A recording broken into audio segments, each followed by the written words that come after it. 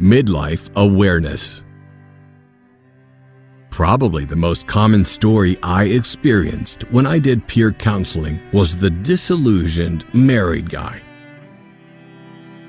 Most of these guys were professionals, mid to late 30s, and all their stories were the same. I feel like I've done everything anyone ever expected of me for the past 10 to 15 years, and I get no appreciation for it. These guys did the right thing, and either their wives were unresponsive to them, or they still viewed these men as a fixer-upper project that they'd been perpetually working on over a 20-year marriage. This experience is what helped me to better understand the myth of the midlife crisis.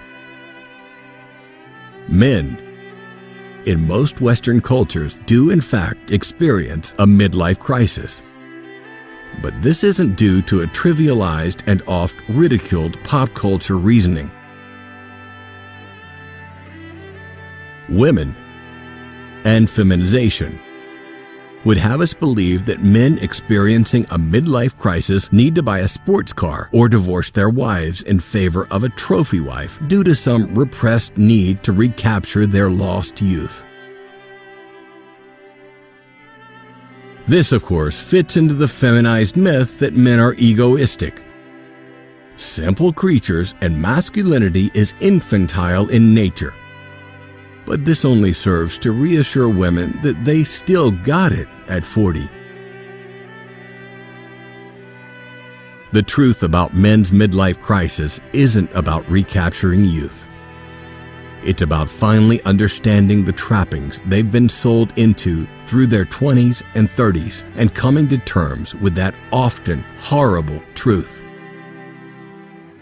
They are forced to confront the part they've inadvertently played in facilitating a woman's sexual strategy that was sold to him as his feminine correct social responsibility.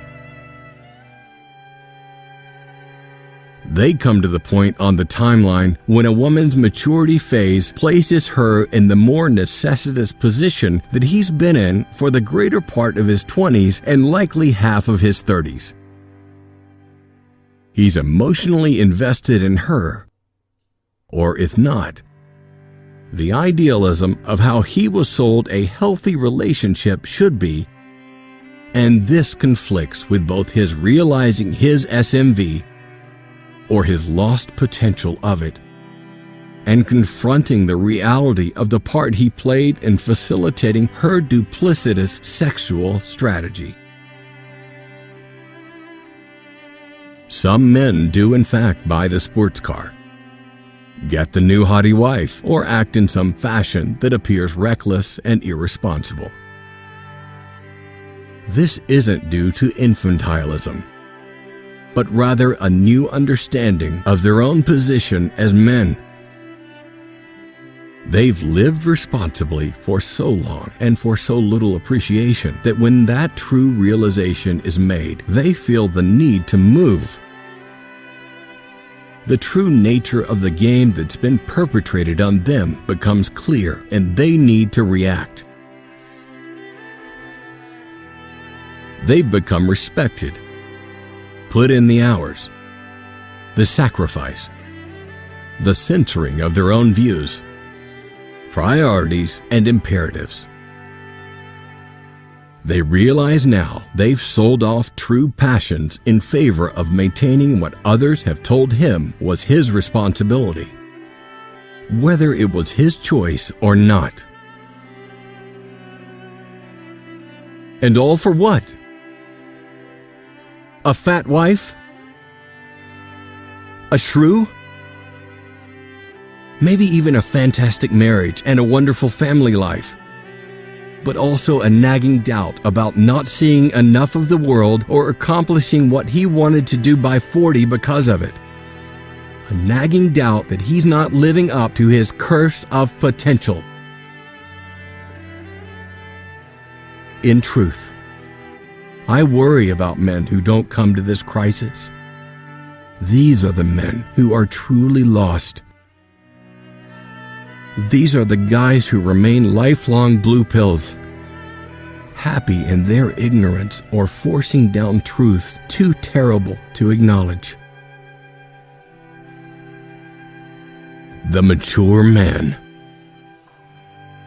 I once got into an interesting debate about the reasons why mature men tend to opt for younger women with whom to settle down with. As is to be expected from femme screech and their male enablers, the social shaming mechanisms abounded. Most of these are some variation of the men's fragile egos canard, or the a real man would want to get with a woman his own age trope. This quote pretty much summed up the opposing point. Older guys want to bang college girls for the same reason many older women like dating younger guys: to live in a state of suspended youth and be reminded that they still got it. I half agree.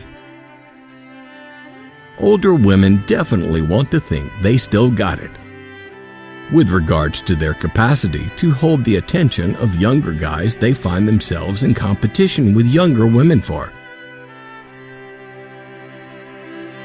However, older men who naturally pursue younger women come to realize that they've finally got it. Why wouldn't a guy of 40 have a natural preference for the younger women after reaching a level of maturity and accomplishment that allows him this? Professional women tied to the male template of life's progression tend to think that they too should be entitled to the sexual attraction of eligible men by virtue of their mature achievements, professional status, education, and some imagined sense of knowing themselves better. They are mistaken.